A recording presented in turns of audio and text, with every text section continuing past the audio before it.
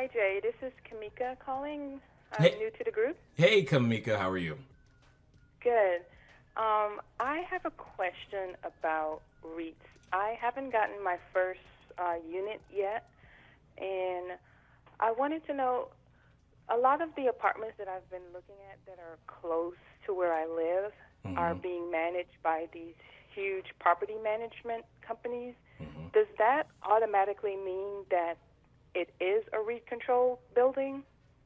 It does not automatically mean that. The best way to find out who because the REIT that, when I say REIT, I'm referring to the ownership structure of the actual building or complex in and of itself. So oftentimes, in fact, I'm going to show you on the screen what, let me see. I'm going to go to an apartment complex and I'll show you exactly what I'm talking about. When you go to the company's website, like so, what you can do is when you scroll towards the bottom, usually at the bottom is where you can begin to find out if they're owned or if they're a REIT. Now, the Irvine Company in and of itself is still a private company, okay? So that's why it looks this way.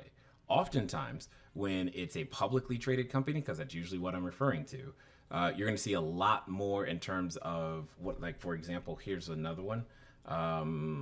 Equity residential. And when you scroll towards the bottom here, you see things like that. Say, for example, right here where it says corporate info for investors. These can be the clues that this is probably a REIT or a larger company. Just because it's one of the nicer, larger buildings in town doesn't necessarily mean it's a REIT. And I've seen a lot of these, like in Salt Lake City, where it looks like you would think it's a REIT, but it's actually still individually owned. Sometimes when you see them, they could be managed by a company that is also, like a REIT sometimes has excess capacity inside their staff, so they'll manage properties for other owners. So I'm talking about the buildings that are owned, very specifically owned by a natural person, usually one or two people. Maybe there's a small group of friends who got together, but typically the property manager on site has direct access to the owner. Does that make sense? Yes, it does. Perfect. What else you got? Um, that was it. That was my only question. No problem, Kamika. Welcome to the group. And just out of curiosity, where in the world are you? I am in Baltimore County in Maryland. Oh, got it. Maryland. Be more. Yep.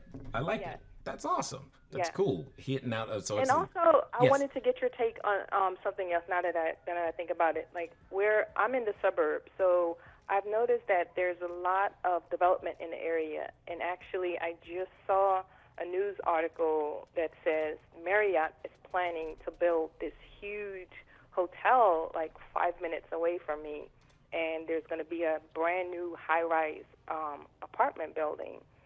So from my standpoint, I think, okay, that means that my area is, I guess, ripe, for lack of a better word, for short-term rental business because so much activity and so much development is going on. A lot of new stores are coming into the area. They're building a new mall out here. Yes.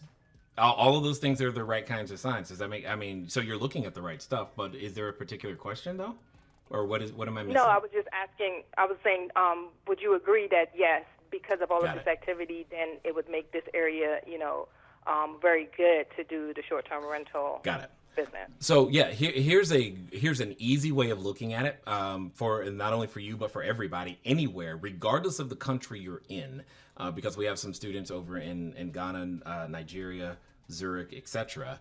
One of the things that is a sign, quote unquote, is if they're still building traditional accommodations like an additional hotel or B&Bs or what have you in the area, let's just say that Marriott has a few dollars in their pocket and they do a lot of research before they do that. Does that make sense, Kamika? Yes. Yeah. Okay. So, and they're not going to randomly go, well, gee, we hope this one works. And because of Right. that, then you can be pretty certain that they're making a decision based upon, again, data. And they've leveraged that data. They've raised the capital necessary. And now what they're doing is taking action. You're just now seeing it. In fact, the plans for what you're just now seeing probably started 5, 6, 7 years ago. You're just now seeing it. So, and if you Right. ever want to get ahead on some of this stuff that's happening out there and be more, just go to the city council meeting. Okay. And well, before you actually go look at the agenda. Most of the agendas at most city councils are published online. And if you can, see what they're going to talk about. And oftentimes there's always this ginormous section of real estate developments that are happening where the real estate developers are either asking for what are known as variances, or which is aka special permission to not do what's already in the zoning code, because maybe they are building, something grand, and they're just now applying for that process, and they're not planning to break ground for 3, 4, 5 years. But all the detail and the information is right there, and then you have the opportunity to go, well, shoot, I know this company is planning on building this over here in about 4 years. Everybody else may not know that yet. And that's what can give you in your business a very good strategic advantage. Does that make sense? Yes, it does. Cool. Excellent. Well, thank you for calling in and participating in the experiment. And more importantly, thank you for taking on your life and doing something with the information. Thanks a lot, Jay. All right. Talk to you later. If you like information like this, go ahead and hit that like button, because that tells YouTube that more entrepreneurs see us, and definitely hit the subscribe button, notification bell, so that the next time we publish more quality content like this, you can be a part. Thanks.